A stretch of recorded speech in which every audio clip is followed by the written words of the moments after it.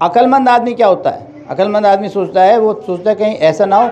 उसके लिए अंग्रेज़ी में कहावत है, hope for the best but be prepare for the worst. यानी कि आप अपने अच्छे से अच्छे के लिए आप तो सोचिए, लेकिन ख़राब से ख़राब के लिए अपने आप को तैयार रखिए। कल आपके घर में, आपके गांव में अटैक हो गया, आप क्या करोगे? आप में दम है? आपका शरीर मजबूत है? आप नहीं है। क्यों? क्योंकि आपने तो घास फूस ही खानी है। मैं घास फूस खाता हूँ, मैं वेजिटेरियन हूँ, टोटली वेजिटेरियन हूँ।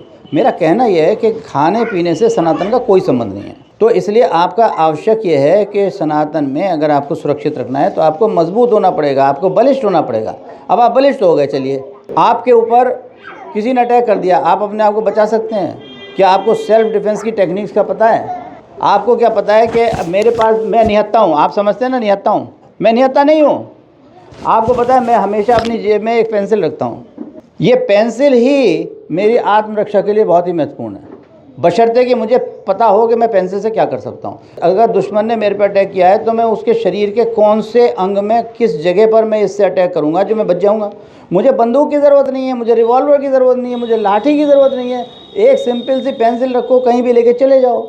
ये मैं हमेशा अपनी जेब में रखता हूँ। तो हम लोग जो हैं, ये मैं बताना चाह रहा हूँ आपको कि हमने इस चीज़ को सेल्फ डिफेंस की ट्रेनिंग देने के लिए हमने मेरठ में, हमारी तो पूरी captain Amrik Singh Subharti defence academy है, जहाँ पर कि हम आत्मरक्षा की आप लोगों को ट्रेनिंग देते हैं।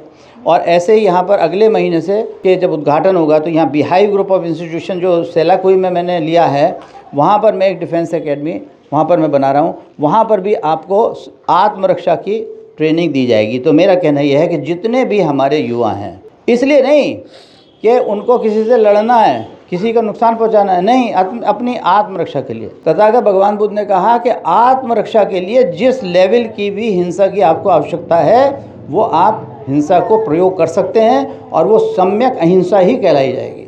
तो अपने को बलिष्ठ बनाना इसलिए ज़रूरी है कि अगर हमारे को कोई नुकसान पहुंचाना चाहे तो हम अपनी रक्षा कर सकें।